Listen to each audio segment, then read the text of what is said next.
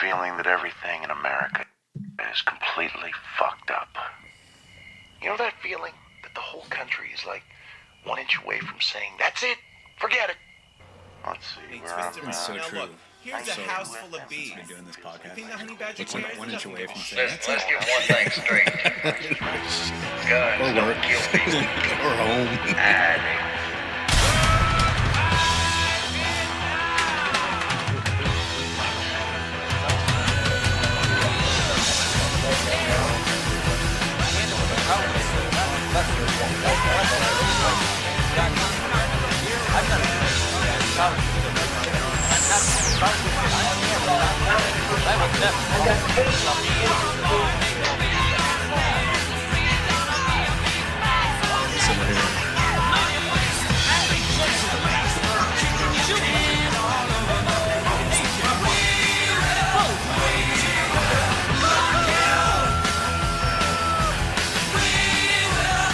Never had a better friend than President Donald J. Trump.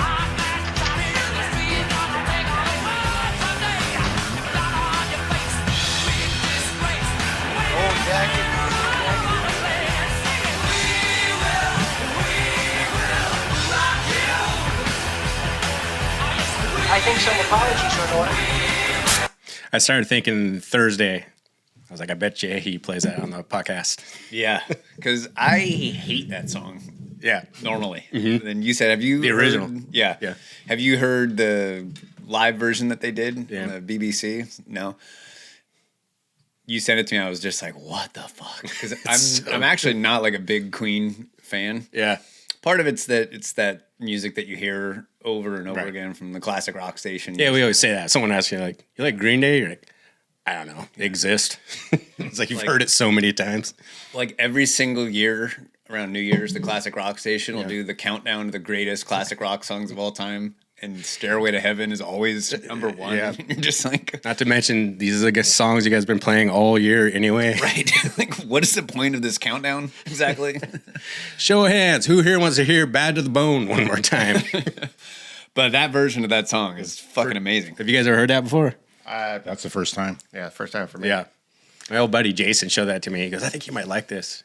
Because I love Queen. I think they're like, because we just watched recently the Queen biopic or whatever, like Yeah. the movie. It's pretty good. Is it? Actually, yeah. Biopic? Or I don't know, what do they call it? Oh, that's a great movie. Have you seen it? Oh yeah, It's so one of my good. favorite movies. Yeah. Mockumentary. Mockumentary. It's not a mockumentary. Okay. Is that what what was the other band that came out that we are? Spinal Tap. Spinal Tap, Yes. yeah. I could never wrap my head around. So yeah, bands like Spinal Tap and Queen, you know what I mean? They make these movies. If Jake's voice sounds really clear, it's not because he finally bought that microphone. He's actually in studio. We went back to Austin and kidnapped his ass and brought him back here. He drove his cube here, apparently. It's like, it's going to be easier if we just go get him than to use Zoom one more time. Totally. It's just not worth the headache, technical difficulties. But yeah, that Queen movie was pretty good. And at the end, it shows, because like the culmination of the film is they get back together to play Live Aid. Yeah. And the audio for the movie is the actual audio from the Live Aid concert, the actual one. Nice. And you just realize, like, Freddie Mercury was a freak of nature talent. Yeah. Like, it's insane. Like, once in a lifetime, a guy like this comes along. Yeah. The thing about it I don't like is just so, like, theatrical. Yeah. Thespian, if you will. Really, gay dudes kind of always go over the top with shit. Yeah. He did write all that stuff. That's true. When you look at, like, Judas Priest, like, it's a little over the top. You know? You're right. But I would put Meatloaf in that same category. Do you believe Rob Halford's gay?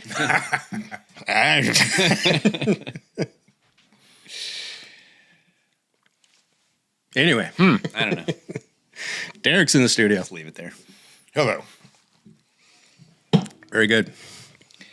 Something happened recently that I think will mark. It'll be a mark in history of maybe the end of the American Empire. People are going to look back and be like, "This is the moment." You've been compiling this list for a little while now. Right. I did some research.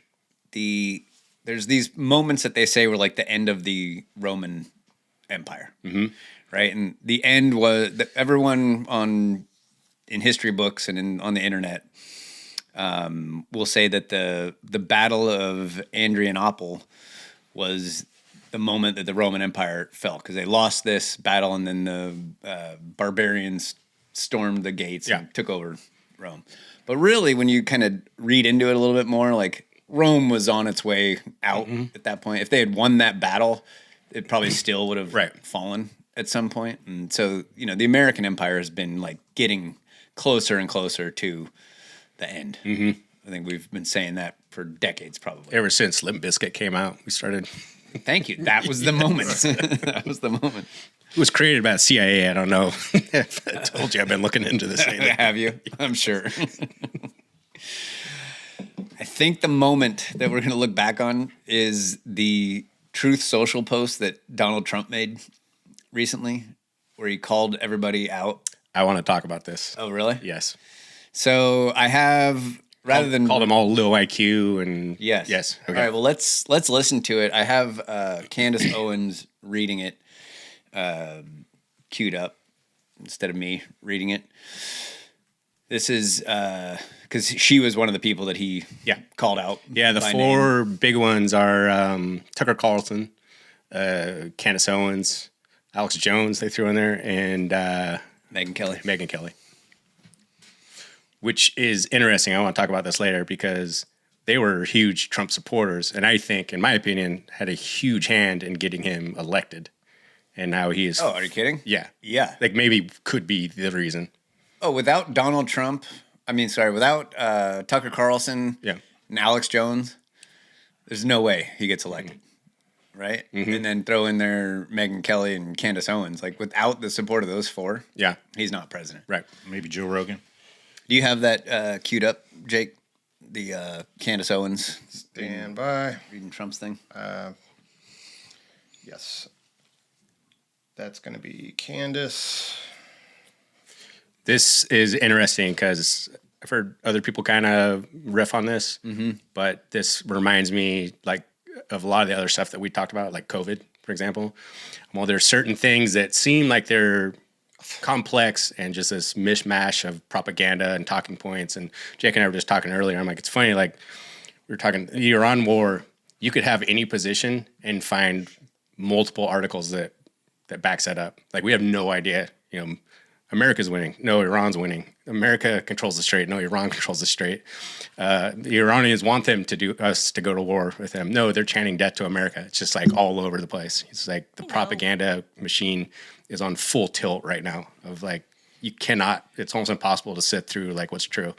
And, right. And with just this complex situation in Iran or like COVID, for example, because I want to talk about this thing that you're bringing up right now, is like at the end of the day, if you really kind of distill down like what seems to be plausibly true, there kind of develops like kind of an easy math that you can do, kind of our walk out the front door math, where you just go like, okay, this seems to make the most sense. These coincidences line up, or this doesn't seem to be true. So go ahead and bring this up because this is what I was thinking about. It's kind of like with the Iran war. Like, if you get lost in the minutia of the propaganda and what's true and what's not, like, you're never really gonna find the truth in there because there's a lot of incentive for people not to tell the truth. Now, you could look at people that have a track record of being right on these things and see what they're saying about it and guess that they're probably right about this, but you don't know for sure. But when you take a step back and you look at like the Iraq war, like, are there any similarities between this war and the Iraq war? Like WMDs, for example, gassing his own people. We'll be greeted as liberators. Right. And democracy will spread through the region. It's like, I don't know. I don't know who's telling the truth, but we've tried this before and the results were total disaster. Like, and we were also just skeptical. And this is the first time, like, you can't even nail down why we're even there. Like, why did this war even start? For the first time, they didn't stick to one thing. There's like kind of waved their hand and like, here's 4 or 5 different reasons. Yeah, can we have any evidence of any of those? Not really. No. People have said that they're trying to get nuclear weapons. People have said that they killed 40,000 protesters. They didn't even bother to make an AI video of the dead protesters. Like, we've seen no proof whatsoever Like you don't have any footage, any photo, anything of these 40, and it keeps going up. It was 15, Like, 20. Now it's that- now they're is saying that- 40,000. Is that laziness or just like a total disrespect for the people that? I think it's that one. It's just like fuck off. Yeah. What do you consider like the history books saying about the reasons this kicked off? Because at a certain point, they're going to have to put, pen to page on the history of this country and this conflict. Like, I'm at a loss exactly on why this is even happening. They're going to say that a bunch of atheists who founded and ruled the country Israel tricked the United States into going to war with Iran through blackmail, bribery. Well, you're assuming. And they actually might say that now because now Robert Maxwell, Ghislaine Maxwell's dad, doesn't own all the publishing companies ever since he fell off his yacht and drowned. So we might actually get the truth on this one. Oh, yeah, because all the publishing companies now are owned by non-Zionists. Someone in up good standing. All right. Here's, is this Candace? Or Yeah, here's Candace reading Trump's Truth, as they're called. I know why Tucker Carlson, Megyn Kelly, Candace Owens, and Alex Jones have all been fighting me for years, especially by the fact that they think it is wonderful for Iran, the #1 state sponsor of terror, to have a nuclear weapon because they have one thing in common: low IQs. They are stupid people. They know it, their families know it, and everyone else knows it too. Look at their past. Look at their record. They don't have what it takes, and they never did.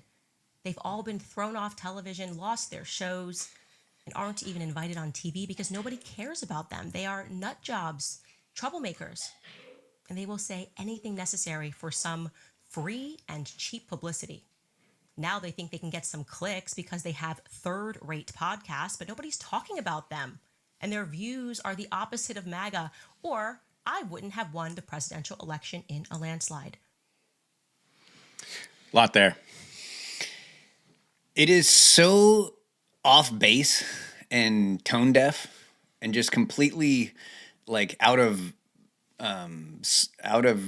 alignment with reality that I think that was like the final door just closing on people that aren't diehard MAGA, like ride or die, no matter what Trump does. Yeah. I'll be with him. Like that was the thing that every single thing in there, people just, I think, finally went, nope, you lost me. I'm done. And that is going to be his legacy from here on out. He's going to be a total failure.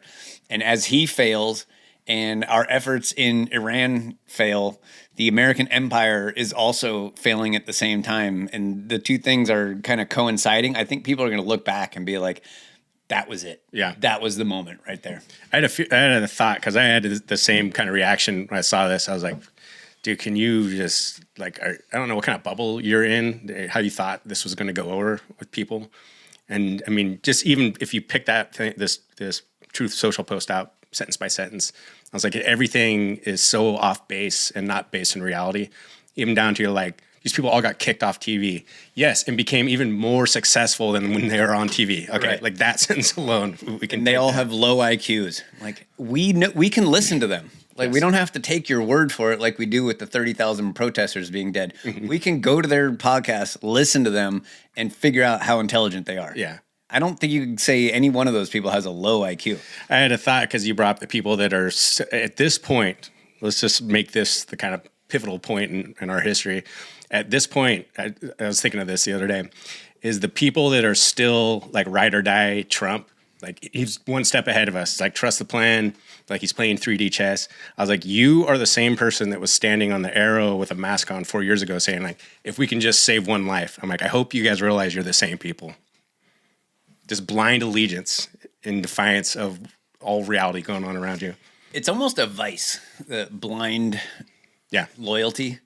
It's a vice. It's like instead of actually thinking for myself, it just feels so good to I'm just going to be a Trump guy. Because it pisses off the libs. Yeah. Like, let's go. Yeah, there's Kill something those there. Sand niggers or whatever their explanation is. Kill ISIS. Like, ISIS is the sworn enemy of Iran. I'm surprised you didn't know that. I don't know if you had the 5 minutes to Google that, but the prospect that speaking to the public and saying that these people are not worth listening to because they can't even get on mainstream television is an immediate turnoff for me, because I sit here and I think the last thing I want to do is have anything to do with mainstream television. Right. Yeah. And you're the president of the United States telling me that I shouldn't listen to these guys because they can't be on mainstream television. You just lost me so hard in that sentence. And it's got to be because he's completely out of touch. And I don't think I'm on an island with this perspective. I think that everything that's on the mainstream television is just, manufactured, propaganda. Slop. Yeah. And you're using that as the marker as to whether or not something is worth listening to or not. It's just, he's completely tone deaf. Meanwhile, podcasts are another huge reason why he got elected. Right. Without the Joe Rogans and all of the, Candace Owens. Vaughn. And he doesn't get elected. Yeah. Did you hear Laura Loomer taking credit for telling him basically to say that? No. She basically wrote that tweet for him. Oh, really? Yeah. That that makes chick sense. is so unhinged. She's deranged. It's insane. Yeah. Like, I listened to her talk about it. I was like, wow, she's like frothing at the mouth about how dumb Tucker Carlson is and how he loves Islam and he hates America. And it's the same thing. It's like, people know what he thinks. We have thousands of hours of him saying what he thinks. We know. She's basically like another Lindsey Graham. Yeah. In that they, or Mark both Levin. like men. And their views on Israel. And I think you'd have to be over the age of 75 to read that and be like, oh, if they're not on TV, they're nobody. Yeah. Like, that's the only people left. It's appealing. It's that weird like boomer bubble. It's like the people in this neighborhood. I just walk by and I'm like, got the mask on, the Kamala Harris sticker still on the bumper sticker. Dude, check this out. So I'm selling my trailer. It's a 1959 Winnebago Can-Am, 13 feet long. If anyone out there is interested, it's all original. It's in really good shape. Doesn't leak. And these people came by to look at it, and Gertrude recognized the woman. She's like, I must know you from somewhere. And she used to work at this shop down in Railroad Square with her dad. Her dad owned the shop. And she told us, she goes, yeah, I don't really talk to my dad anymore. It was this kind of weird political thing got in the way, and now we don't talk anymore. Yeah. And I was like, oh, God, it's really sad. Yeah. It's horrible. And over politics, like, what a travesty. And so I started thinking about it, and I was like, okay, so obviously someone in the relationship is a super left lunatic, right? Because people that are super right don't cut off their, correct me if you guys think I'm wrong on this. They don't cut off relationships with people because they don't Typically, think like no. Right? It's usually the other way. Very bizarre, but that's what I've seen as well. Like, oh, really? If you're I'm agreeing with you. Like, I think somebody that falls on the more conservative side is going to be okay sitting at the same table with somebody opposite the political spectrum from them, whereas the left person, I guess, is going to be like, I will not share air with this person because here's where they sit on this or that political issue. Yeah, that's what I thought. Being ostracized is like more a tactic of what it seems like is like the liberal side. Right. So yeah, but I think that's like a microcosm of just like an overall mentality, because you have, if I don't know who Matt Walsh wants to speak at Berkeley, they're going to shut that speech down. Right. They're going to figure out a way to get it canceled. It's a certain mentality. It's like, can you imagine how many Bruce Springsteen is touring again and gives these huge like monologues, you know what I mean, about just these far left kind of things. Like, no, you don't see conservatives going like, oh, we got to shut this concert down or something. It's like, whatever. There's probably conservatives in that crowd. Or I was actually listening to a guy that brought up that point. There's a very conservative guy, and he was going to the show. He goes, yeah, I'm not looking forward to the speeches, but I really want to hear those songs again. I don't fucking care. You know what I mean? And if you flip the roles and you had like a super conservative guy and there was some liberal person that kind of like, absolutely not. It's like, how many leftists are at a Kid Rock concert? Or Ted Nugent. So anyways, I'm left like looking at these people, and like all this is going through my head really rapidly, and I'm thinking like, okay, so are you guys? Trailer's not for sale. Well, no, I'm like, are you guys? It was a Which side are you?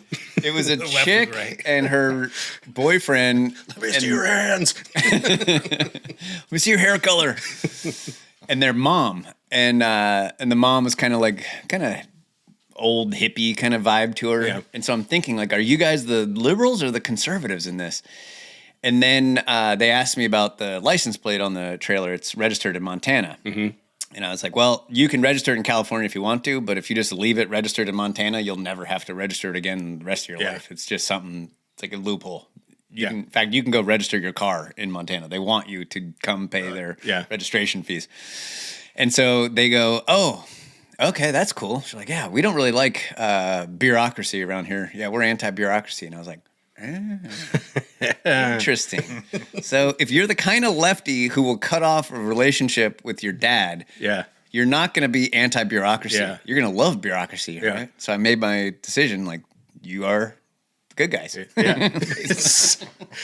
You start just dropping hints like, yeah, you don't have to. I mean, you could leave it in Montana. Like Epstein, that's kind of crazy, right? Thoughts?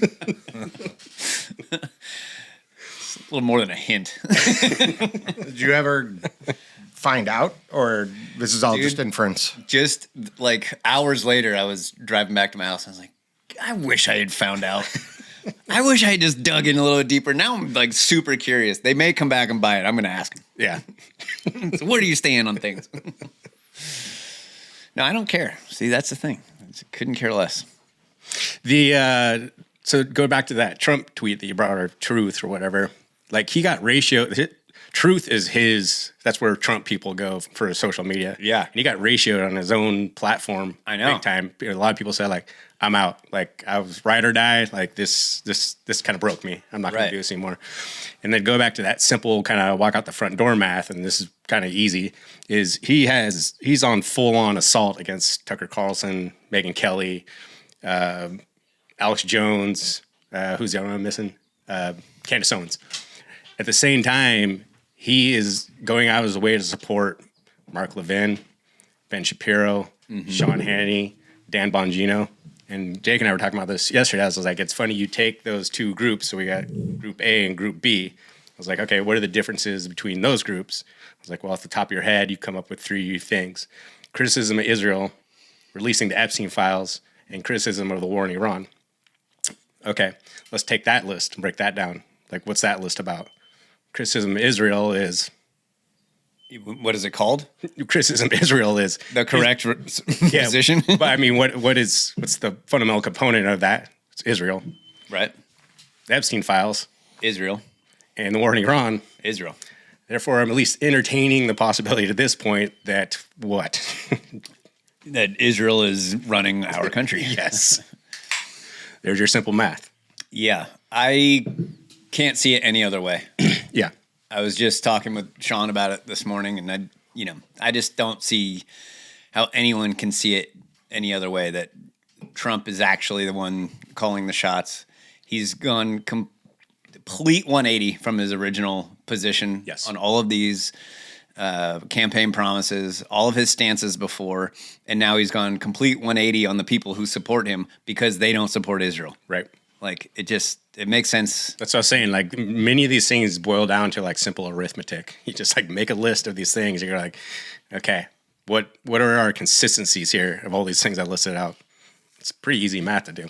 Trump was at the UFC last night. Mm-hmm. Did you watch that fight? No. Yes. Did any of you watch it? I watched it. Holy shit. Who fought? Dude, that heavyweight fight. That's the craziest What happened? heavyweight fight ever. Who was it? The heavyweight fight, I don't... It was basically, the fight consisted of two Curtis huge... Blades and that Hulkamaniac character guy who's just always in character. The woman from Wilson Phillips? What was that other guy's name? He's always doing some stick, though. It's a deep pull. Hockett? Hockett, yes. Yeah. Hockett and Blade. So these two dudes just go into the ring and just take like defense and just like leave it outside the ring. Just started wailing on each other. Nobody booed because it went to the ground ever. Yeah. Like it was a bloody fist fight the whole time. It was amazing. It was for all those fans that don't appreciate the intricacies of fighting on the ground. But then the Mexican ground karate. the light heavyweight championship fight Oh, was the main fight, and it was I don't know any of these guys. I don't follow UFC, but I like watching it. I just don't know who they are. It was Olberg and Prochaska. yeah, the guy, the Polish samurai.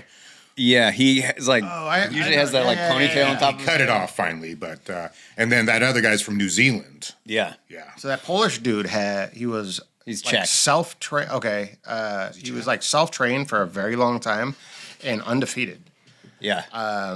Oh, I know what you're talking about. Yeah, but then he made it into the UFC and he's still in there, which I guess means he's done marginally well. He was ranked number 2. Really? Yeah. He's got an interesting story. And he was kind of favored over the New Zealand guy. And they both are just like knockout artists, apparently. And the New Zealand guy blows his knee out in the first round. Like he steps weird and it just goes clink. And then he like can't stand on it. Throws a high kick, falls down. Yeah. It just keeps like falling. And the Czech guy kind of like backs off a little bit. Like he's like feels bad about winning the fight or something.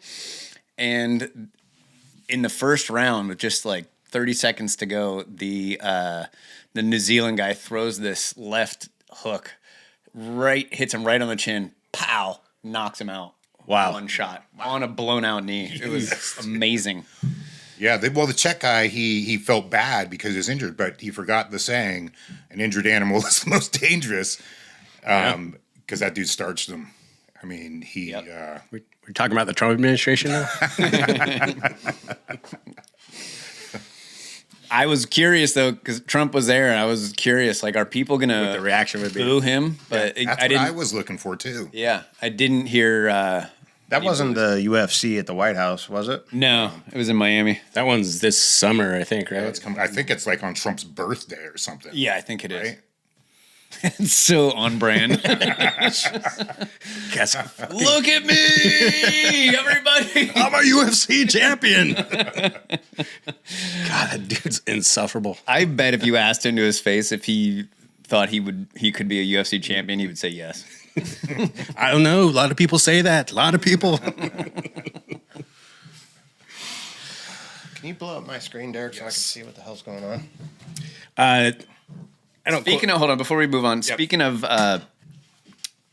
Israel controlling the United States, do you remember when Jake? Will you cue up the clip of what is it called? Mossad, CIA, POTP. So there was a few months ago on Part of the Problem, Dave Smith had on John Kiriakou. The ex-CIA? Yeah. Yeah. John Kiriakou. Whistleblower, right? Yeah, he was in the CIA, and I'm going to tell you, just listen. And he was opposed to the Bush administration's torture program. Right. And so he was the only one that spoke up about it and refused to partake in it. The whole thing was illegal. And so he was the whistleblower. He went to prison for that for a long time. The only person to ever do any time over the Bush administration torturing people illegally was the guy that was refused to do it. Yeah. So he's on Part of the Problem, and he's telling this story to Dave Smith about how Mossad treats the CIA when they're in Israel. Do you remember that? Yes. Play this clip, please, Jake.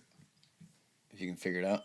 Tell people a little bit about this. Like, what were the relationships with Mossad in those days and Israeli spying in general? Yeah, I'll give you my own little thing on Mossad first, then go to spying in general. The CIA has always had just a terrible relationship with Mossad. And it's because Mossad actively spies on the United States. The United States does not spy on Israel. That's written in stone. People poo-poo this every time I say it. I'm telling them it's written in stone. The United States does not spy on Israel, but Israel actively, consistently has spied on the United States. And it's not just Jonathan Pollard. There are lots of Jonathan Pollards out there. In addition to that, and this is just a little story that I've told before, I'll repeat to you. Dear friends of mine from the agency, whom I worked with very closely, sat next to the husband and wife team. When I get transferred, well, no, they get transferred to Jerusalem, okay? And they're declared to the Mossad, meaning the station chief said, these are my officers. You know that they belong to CIA. They're here to, one is going to work for the State Department in the embassy, just doing normal political work, and the other's going to go take Arabic lessons at the university, okay? So no problem. They go to a dinner party at the ambassador's residence one night, and they come home, and all their living room furniture has been rearranged. Just like, haha, what are you going to do about it? Nothing. There's nothing you can do about it. Well, a year later, they go to the ambassador's Christmas party. This is when the embassy was in Tel Aviv. They were assigned in Jerusalem. They go to the Christmas party. They make the 45-minute drive back to Jerusalem. And people had taken shits in all of their toilets and left them unflushed, just to show them we can come into your home anytime we want, and there's nothing you can do about it. Their tour is up. They're getting ready to leave. The ambassador has a going away party for them, which is completely normal. And they go back home. The dog is under the dining room table whimpering. Somebody had cut its tail off and wrapped the stump with gauze and medical tape.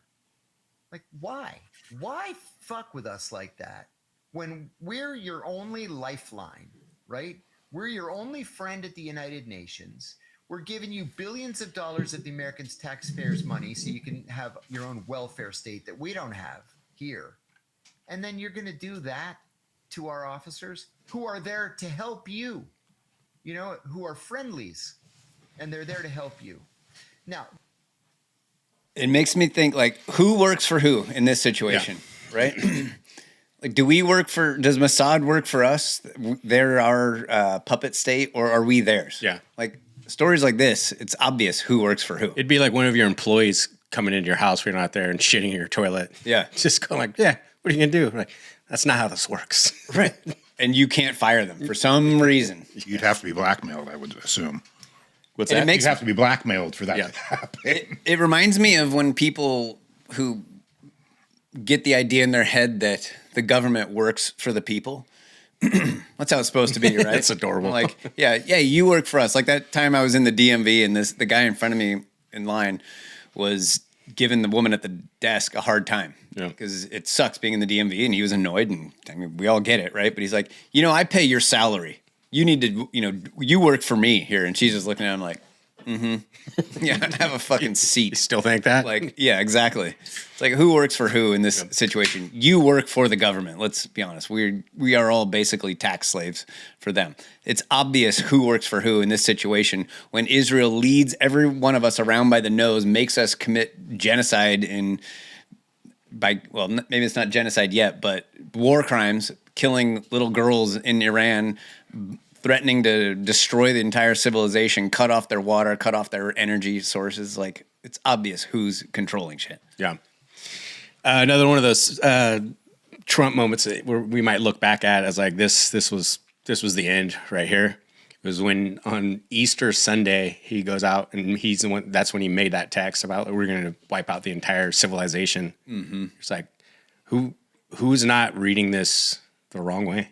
This is insane. Civilization, civilians. Right. That's what civilization is. Yes. He's talking about wiping out like everyone in the country. Whereas before we were told, what was it? Less than a month ago, we were told, well, we're going there to liberate for the Iranian people. Yeah. He's like, nah, we got something. We got a different kind of direction. Yeah, we're going to liberate them from their bodies. Yeah. I'm not going to do this now, but when he sent that out on Easter Sunday, my mom texted me, I'm trying to enjoy myself camping, and said, like, I think he's actually the Antichrist. I went, okay, Mom, let's settle it down a little bit. And then like the next day, I'm like, look into that. I started looking up the Antichrist and biblical scripture. I was like, I can't say she's wrong.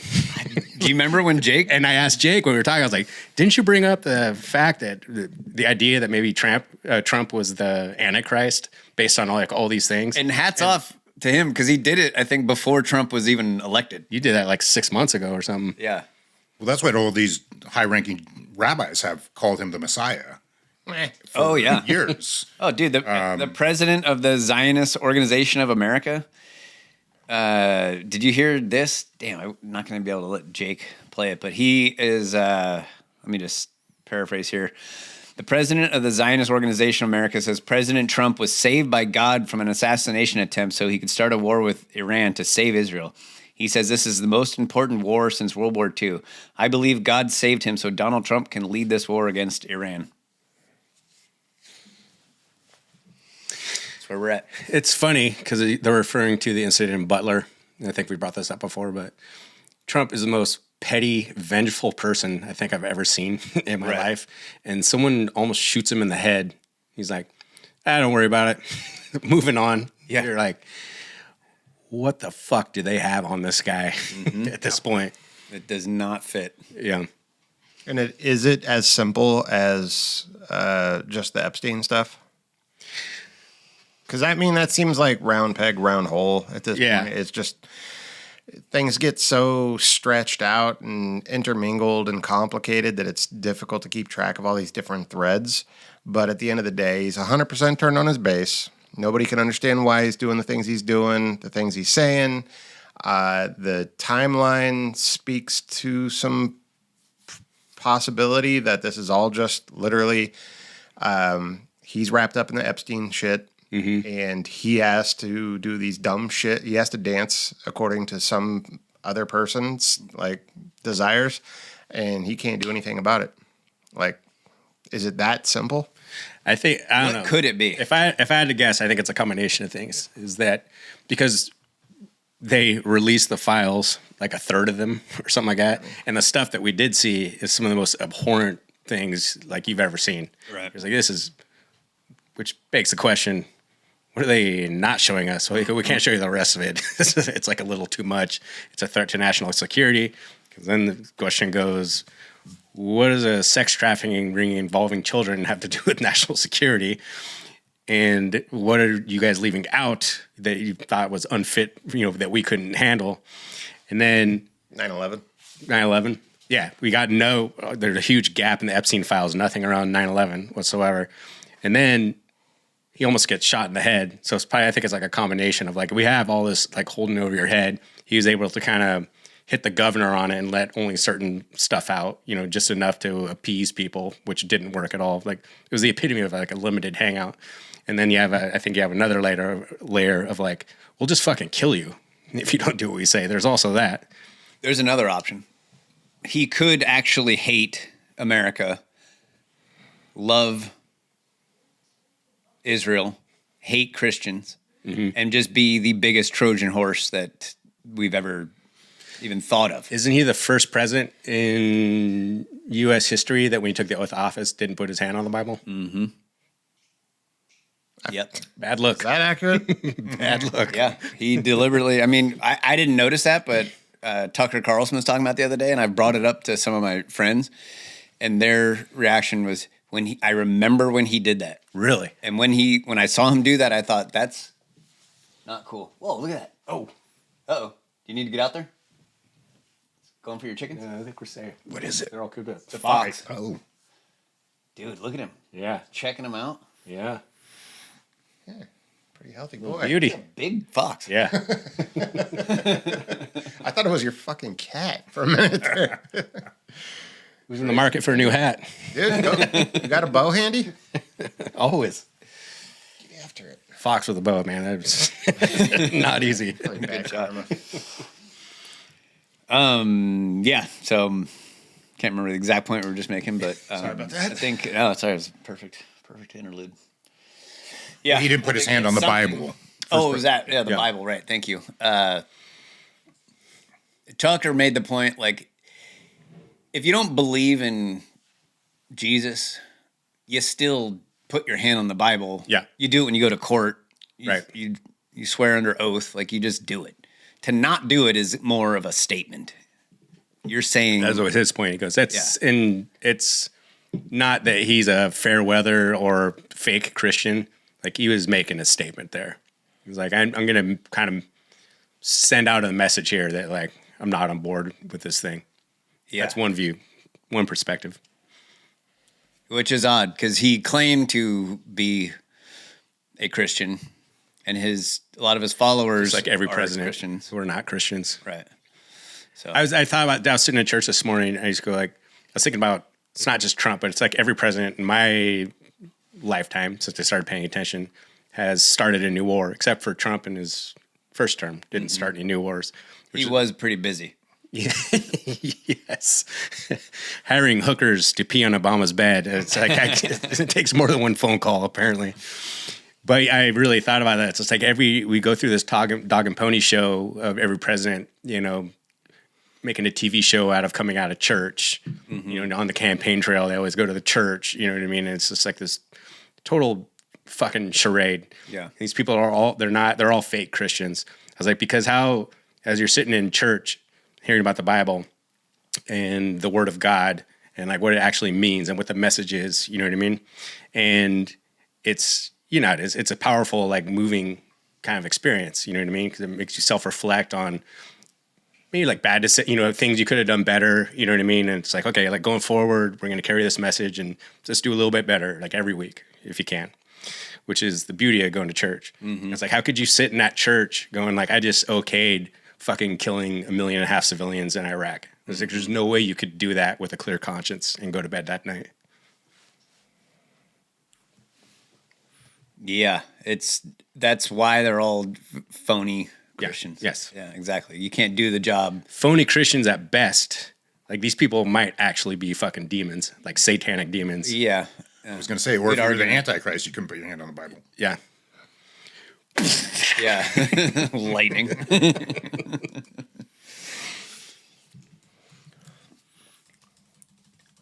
What do you got, Matt?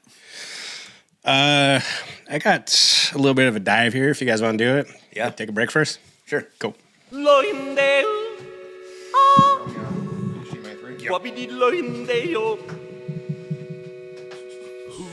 What's the Wi-Fi password again? PewDiePie. Any capitals in that? Got it.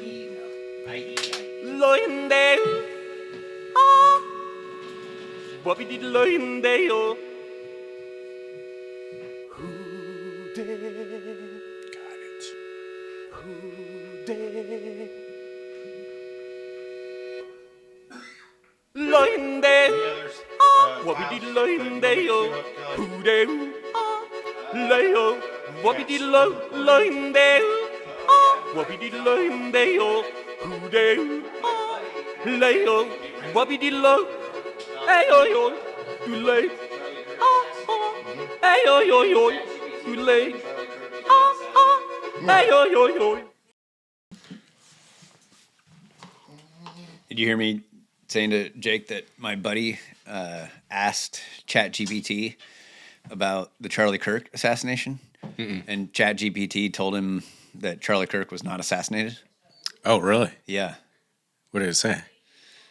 It said that he's a conservative influencer and stuff, and he was like, "What the fuck?" So he asked ChatGPT, "Why did you say that?" Yeah, and ChatGPT gave him this like explanation that is kind of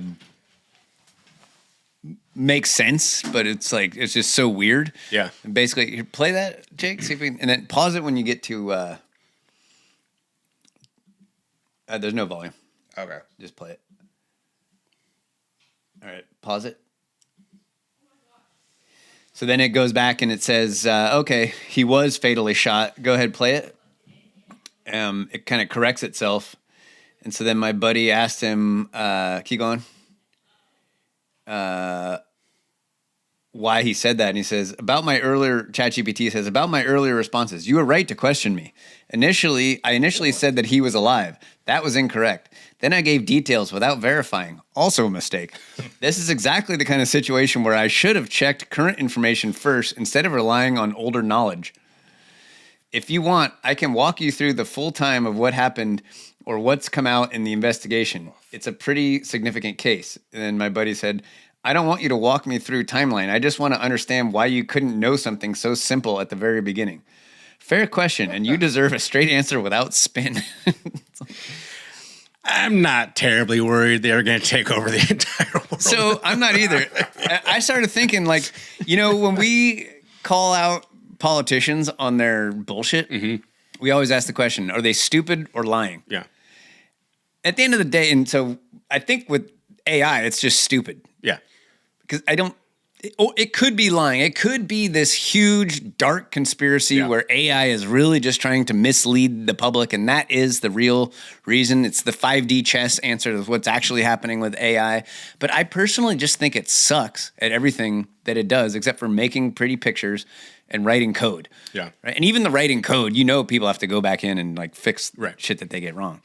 So, but at the end of the day, it doesn't really matter if the politician is lying or stupid, because you end up with the same result. Yeah. And the same thing with AI. The end is the same either way. The end is the same. You get something that's not the fucking truth. Yes. I mean, I just been in the computer, industry or world for so long, and it always gets outdated or has some error that a new thing has to come out to replace, or just dies or falls behind in one way, shape, or form. And at the end of the day, it's all made by people. And I think the big fear with AI is that people are going to make something that surpasses the people's ability to, it's gone a level above its creators in some way, shape, or form. Yeah. And I just do not think people are capable of creating something that isn't just flawed. Like, we are flawed. A flawed creation cannot create something that is perfect. Yeah. That's never happened. I don't think it ever will happen. I just don't have the fear. Now, is it possible that humans create something that goes and does something wonky or crazy or scary 100%. On its own? Fuck yeah. Hell yeah. Just like that sci-fi book that you brought to our attention, like, they created this AI that was so smart, it very quickly started ruling the world, and it did it in a way that was horrible. It was a nightmare for human beings. Absolutely. It was flawed. And the reason it became a nightmare was because of the rules that people imposed upon its creation, which were, don't do any harm, basically, right? Sounds, altruistic. Altruistic, exactly. And it was just like bad logic, pumped into a machine that's got, it's going to follow its rules. And anyways, it was flawed because its creator was flawed. It didn't think through. I don't see it being. I don't think we're ever going to be taken over, and God, I don't think that it's ever going to be like ruling us in any way. Sure, we've talked. There's been a lot of talk about cities. Peter Thiel might be involved in some sort of Praxis. I was just thinking of that. Yeah, Praxis. exactly. I love the idea of going for it, if for nothing else, to just kind of see what happens. But like, I don't want to live there though. Yeah, if I was a betting man, like, I would put money on it flopping, right? But this conversation, this dialogue that you just ran through, is actually kind of fascinating. To have the machine explain its own shortcomings back to the user, basically saying, hey, I live and breathe, I live from a knowledge perspective inside a set of known data that isn't updated. So I operate with some handcuffs on me because I've been trained on information that is old, essentially. That's kind of what it's saying here. Any idea which one this was? ChatGPT. This was ChatGPT. Okay. I don't know. It's cool. It's Have you ever used than any that. of these AI chat bots? Either have I. I'm too afraid that I don't might even know fall how in to, love. actually. Get married? Like 30% of Gen X or something. What's the youngest generation right now? Gen Z? Alpha? Okay, I'm thinking Gen Z. like 30% of Gen Zers have a romantic relationship with an AI chatbot. 30% of Gen Zers have a romantic. Is that insane? How can you have a romantic? What does that mean? Like romantic relationship? Well, it probably starts out with just asking some questions. You get to know the series of ones and zeros. And you know how it is. One thing leads to another. Your coworker, like, she's all right looking. After a few weeks, she's wonderful. She's great. Get a few drinks in you. For some reason, this last week, I watched maybe 2 movies a year, like at best. And for whatever reason, just the way my schedule's been, I watched a bunch of TV this week, which my wife said, she goes, "This is the most TV I've ever seen you watch." I was like, "Yeah, I'm fried. I just want to like turn my brain off for a while." Rewatched Smokey and the Bandit. Great. You always wonder. I'm like, I don't know if it's gonna hold up. It was so good. I haven't seen that one in a long time. Yeah, and one of the greatest theme songs ever, that Eastbound and Down. Oh yeah, Jerry Reed, perfect song, great movie. Burt Reynolds in his prime. Yep. Oh, great movie. I'm always afraid to revisit my childhood because I'm like, maybe some things are best just. We don't need to listen to that album again. Like when I went back and listened to "Shout at the Devil" by Motley Crue, I'm like, this is dog shit. This is the most juvenile like shit metal I've ever heard in my life.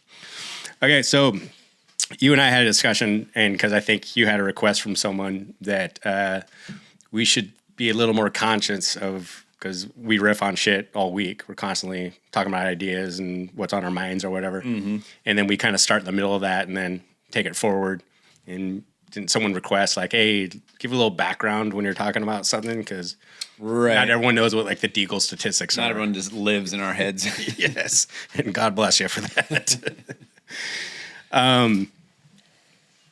So this was what's been on my mind lately. Have you heard of Operation Mongoose? No. Okay. Operation Mongoose was under the Kennedy administration, and what they wanted to do, they're big on Cuba, was like the hot button for us then, and we wanted to destabilize the Castro regime. And so we're gonna pepper some stuff in here that we've brought up a lot before, but I think where I kind of ended with this kind of ties it all together. And so one of the programs that we ran was Operation Mongoose, which we took C-123s, I think, and we loaded them with weaponized ticks and flew them over the sugarcane fields, and just because we're hoping to infect all the sugarcane workers and then disrupt their the alpha gal tick or Lone Star ticks. No, this was, we're going to get there too. Lyme disease ticks. What are we infecting them with? Just ticks. They also experiment all kinds of ticks. This is when the program. Just normal run-of-the-mill ticks. It's a normal run-of-the-mill ticks. Okay.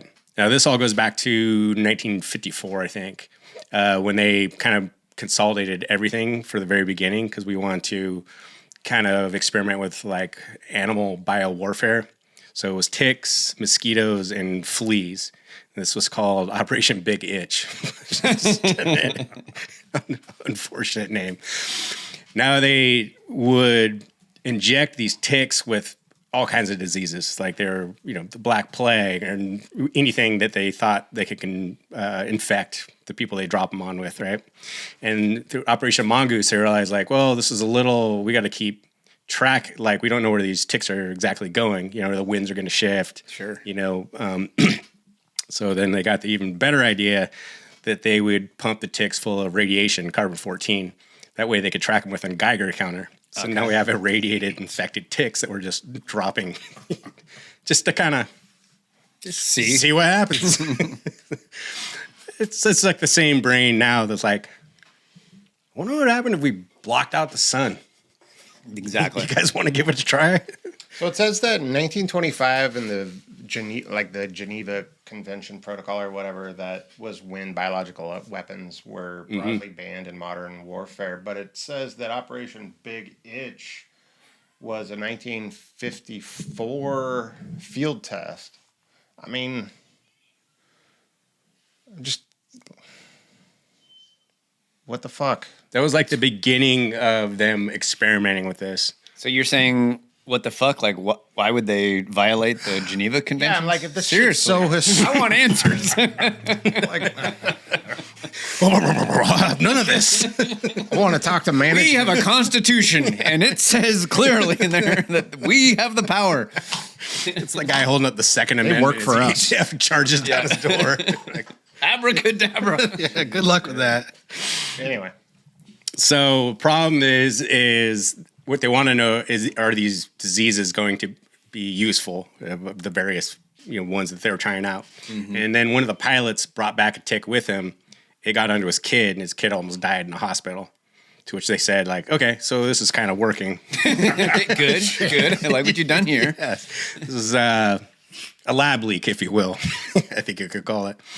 So then did he bring the tick back, or did someone just drive by his house and flick one onto the back of his kid's? Well, when you go through this, I'm definitely open to the possibility that I would. He must have just brought it back from the airplane. Science. Those pilots, they just let the ticks go willy-nilly inside the airplane. So once we realized, or they realized, the U.S. military, that the program kind of worked, but it was wildly unpredictable because we didn't know, ticks don't just land on a patch of grass and wait for the off chance that someone's going to walk by. They can jump on they tend to move around. They jump on other animals. The wind blows them around. They reproduce, with a disease in them, and things like this. And they're like, okay, so it's a little sloppy, but I think there's something there. So then you asked about alpha-gal, and which we're going to talk about later. Yeah. But we had the Lone Star tick, which is where alpha-gal comes from.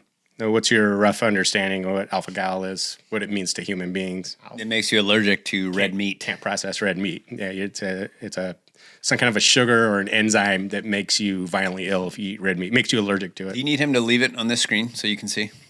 We can do whatever you want. Matt's beautiful face. Yeah. No. By all means. We get the more screen time of Matt, the more followers we get on YouTube. So just kind of leave it on him. Gorgeous. I'll give you that $5 later. So then they came back, and then they were like, well, let's try it here because then it'd be easier to track the ticks. So they took, I think, 283,000 Lone Star ticks that were infected and irradiated and spread them all throughout Virginia.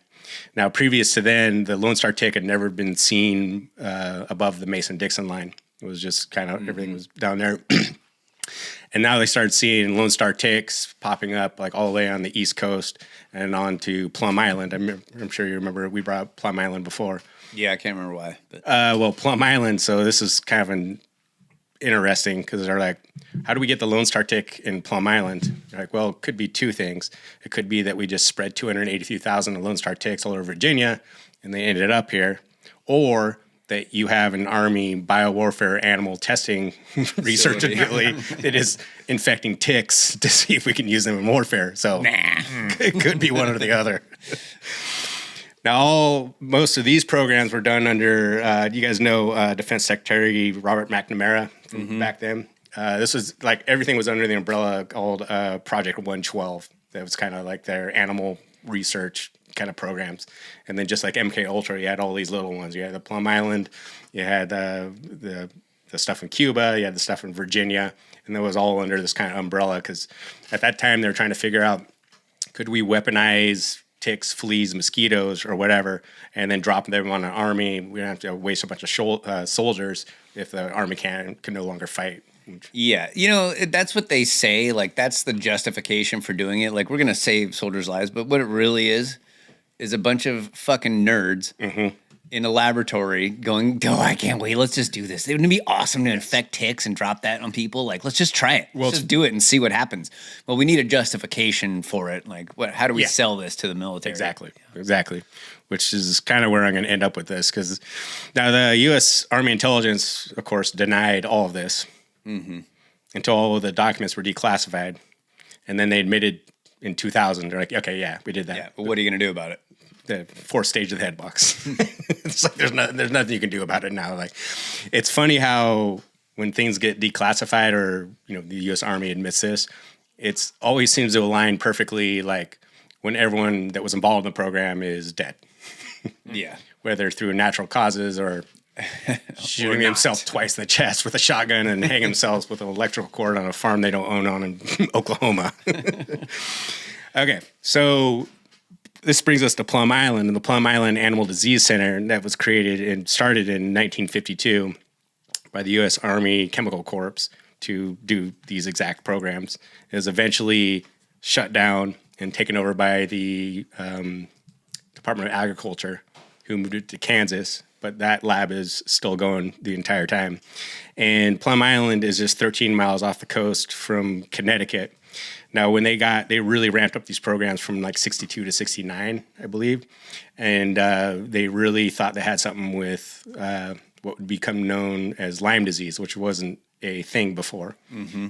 That island is 13 miles kind of up and off the coast from a place called Old Lyme, Connecticut, which is where we get the name Lyme disease. Because all of a sudden we had like all these people were getting sick with this thing. We couldn't figure out what it was. They figured out it was a tick-borne pathogen, and they called it Lyme disease, which previously wasn't a thing at all. So here I made a list. So we had like 3 diseases that popped up all around the time that this lab in Plum Island was like in full swing, like with their experiments. 1968, the first case of babesiosis in Nantucket, which I've never heard of, but it's a tick-borne disease. Rocky Mountain spotted fever in Cape Cod, 1968. 1970, full outbreak of Rocky Mountain spotted fever in Long Island. And then 51 confirmed cases of the new Lyme disease in Old Lyme, Connecticut, which is where the name came from. And then now, still to this day, your highest concentrations of Lyme disease are Long Island, Connecticut, all the areas around Plum Island. They basically said, like, just put a pin in a map on Plum Island, and wherever's closest to there, the closer you are to that, like, the higher the concentrations of Lyme disease. Tick-borne diseases in general, it sounds like. Yes. Which gets us to what we were talking about before, Trump and Israel. In fact, alpha-gal syndrome, I wonder, you might not know the answer to this, but is the tick-borne disease, because I think the alpha-gal syndrome existed before it was in ticks. It did. Like it was a thing. But now you have, and Lone Star ticks existed before they had alpha-gal syndrome. Does alpha-gal syndrome pop up around Plum Island? Okay. What was the first part of your question? I guess the question is just that if you look at alpha-gal syndrome from ticks, do you find it popping up a lot around Plum Island? Alpha-gal has existed forever. Lyme disease has existed forever. The tick that transmits Lyme disease has been around forever. The Lone Star tick, I can't remember the scientific name, has been around. They have it in the fossil record. It's like between 30 and 40 million years old. Wow. So human beings have existed forever. These ticks have existed forever, and both these diseases have existed. But it wasn't a thing until human beings, all of a sudden, in recent history, were being completely debilitated by these diseases. And there's a guy, his name is Dr. Willy Bergdorfer. This will answer your question. He's one of the scientists that was involved in these programs. And in 2007, getting near the end of his life, he decides to have like a little come to Jesus moment and says he's going to sit down for a kind of tell-all interview. And he said, I think it was like with CBS or something like that. Right before the interview started, some random guy from the Pentagon barged in the door and just sat down next to him. Like, I'm going to sit down on the interview with him. And he gave like no information. Then he died in 2014.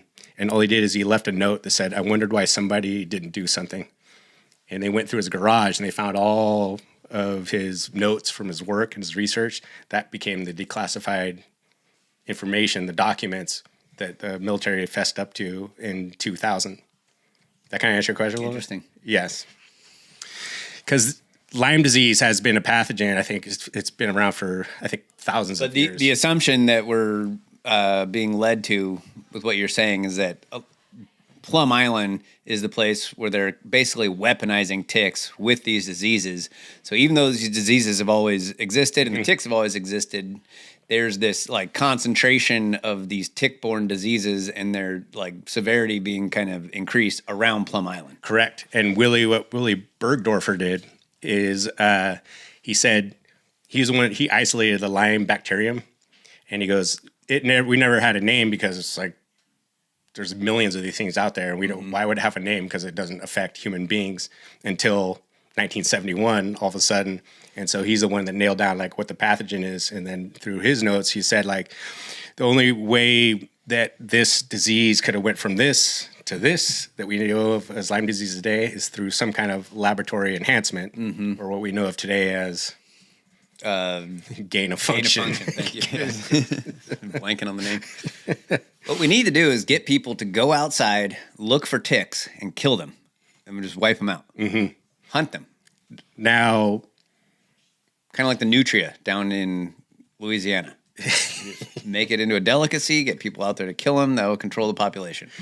It's funny when they declassify it. We have all these hearings and investigations and commissions. And so take the MK Ultra programs. And they go like, after so many decades, they, the CIA, the Army, whoever goes back, yeah, we did it. But it's like, that was then. And I'm so intrigued by the brain that goes, yeah, well, sure. Now we know that in the 50s and 60s, the CIA were basically kidnapping people off the street and taking them out of prisons, blasting their minds with near lethal doses of LSD, torturing them from weeks on end while they banged fucking prostitutes behind a one-way mirror. But thanks to the Church Commission, like we don't do that anymore. And then you have to ask the question, like, okay, are all these NGOs and government kind of organizations, are they more powerful or less powerful than they were then? Much more. Do they have more resources or less resources? Do they have more technology or less technology?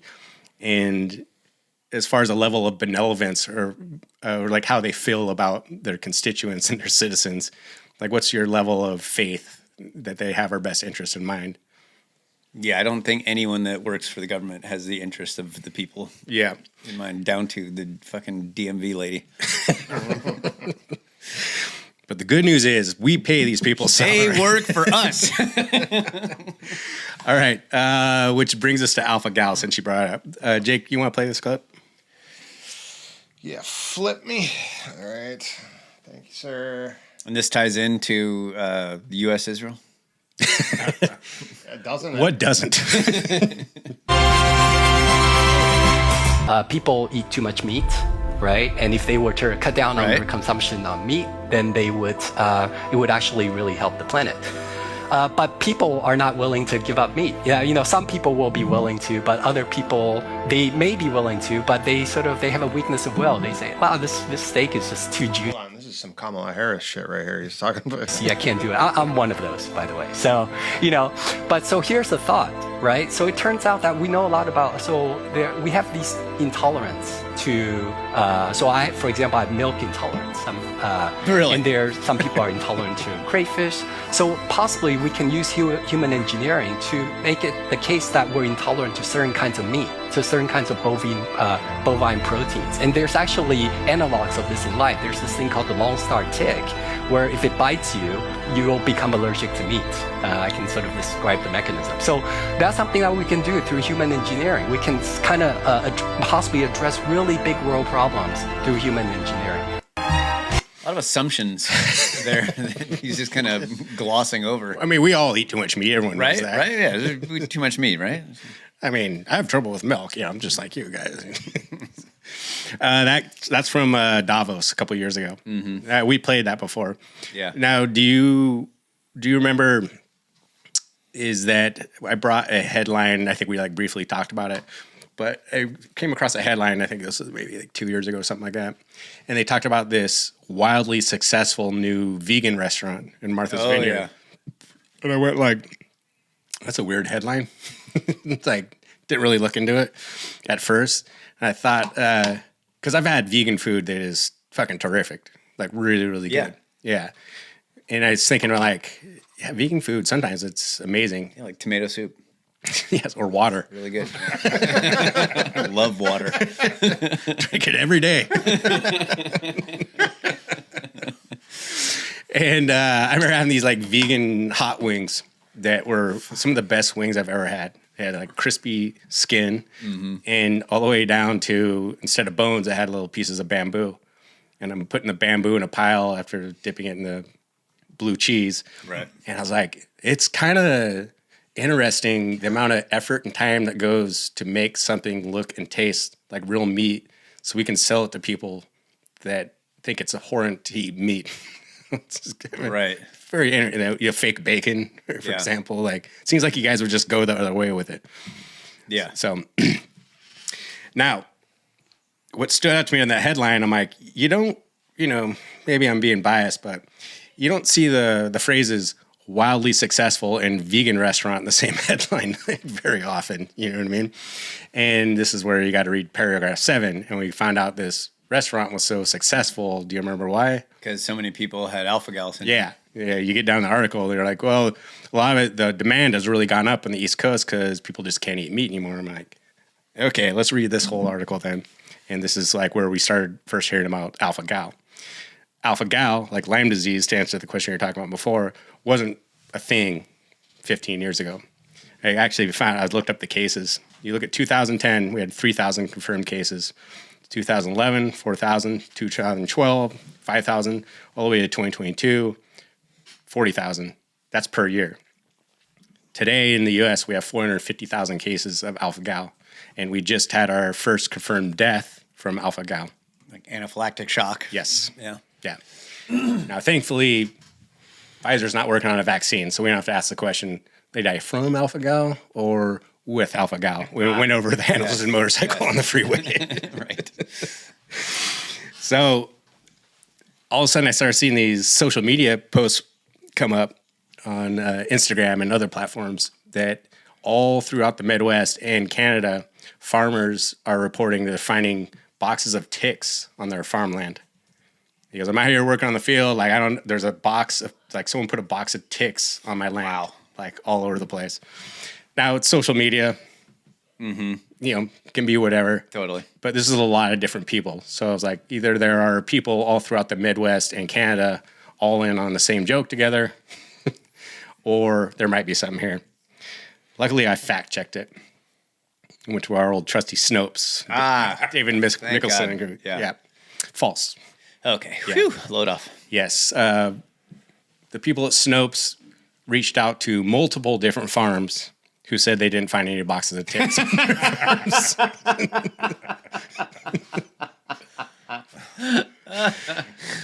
And that David Mickelson and that prostitute he left his wife for, they're fucking doing a great job of holding down the truth over there. Jesus. Multiple farms. Multiple farms. 3. Yeah, none of them found any ticks, so therefore it's false. Yeah. So now it's being reported that we're going into a really, really bad tick season. In fact, the best reporting you can find is our actual county reporting. And so you're finding all these separate counties coming in that both alpha-gal and Lyme disease are having just this complete surge. I found one, Kent County, Michigan, has already, this season, had an 1,800% increase in reported Lyme disease cases in Michigan. Wow. And so do some digging. Mm-hmm. Now, we got the boxes of ticks being found. Now we know by the numbers that alpha-gal and Lyme disease is going through the roof, right? And you know what happened 3 weeks ago? No. Pfizer just announced that they have a vaccine for Lyme disease. Oh. And they're saying it's safe and at least 70% effective. They just applied for a patent with the FDA. Now, this is to remind you, you have people like Patricia, what's her name, Cavazzani, who is in charge of the FDA Center for Drug Evaluation and Research. I'm like, oh, cool. Like, what's her background? Oh, she was Pfizer's chief medical and executive vice president. Because we always talk about the revolving door. Of course. Yep. Yeah. Same goes through the CDC, the FDA, the WHO, and everything. So now we ask the question. So here's some questions for you guys. Assuming I didn't just make all this up for fun. Okay. This weekend. Do we have a track record of ticks being weaponized to achieve some sort of desired outcome? Yes. Okay. Do the elites, have they been very vocal in getting us to stop eating red meat, particularly beef? Do we have a $1 billion+ new industry for creating fake and lab-grown meat? Yes. Do we have a $1 billion+ industry for vaccines? Yes. Are we seeing a gigantic surge in people being physically incapable of eating red meat? Yes. Yes, 450,000 of them. Are our political elites complete fucking psychopaths that don't care if we live or die? I mean, I think the jury's still out, personally. Now, we have talked about this before in the podcast, but we were originally told for the last 2 decades that we should stop eating meat because why? Because of climate change. Does anyone notice, like about a year or 2 years ago, like stopped hearing about climate change? It's just like not really a thing. Yeah. Like all of a sudden. In fact, you and I ran into a mutual friend of ours who kind of made a couple comments about climate change. And I was like surprised. I was like, whoa, this is like seeing someone in 2026 flipping off a Cybertruck. I'm like, we're not doing that anymore. we're doing this now. Yeah. And I thought that was odd because we had, for 2.5, almost 3 decades, we had climate change propaganda shoved down our throat constantly. All like, and they call it an existential threat. Right. If something's an existential threat, that means we're all going to die if we don't address this. Yes. And then within the span of a year, they go like, don't worry about it, which I think is kind of fucking odd. Yeah. But now, how long have humans been eating meat? Decades. Okay. It's a little more than that, but okay. Well, many decades. You're in the same direction. Thousands of decades. Technically, several decades. How long have ticks been around? Decades. Yeah, probably several decades since the beginning. Now we had that. I said that Lone Star tick is the Ablyomoma americanum, and that was the one that was found in the fossil record 30 to 4 million years ago. So we had human beings and ticks coexisting just fine for decades. For several decades. And then all of a sudden, if we're just talking about alpha-gal, within the last 2 decades, all of a sudden we have this new thing called alpha-gal syndrome. Right. That prevents you from what? From eating meat. Which is exactly what the political elites want us to do. Which makes you think, and now we have farmers finding boxes of ticks like all over their land. There's your kind of simple math. You're like, I'm kind of hard pressed to think, like, at least there may be something worth looking into, possibly. Yeah, I'm going to call up some farms, see if they found any boxes of ticks. Multiple farms. You have to force behaviors. Yes. To quote the great Larry Fink. It's just, you have to force behaviors.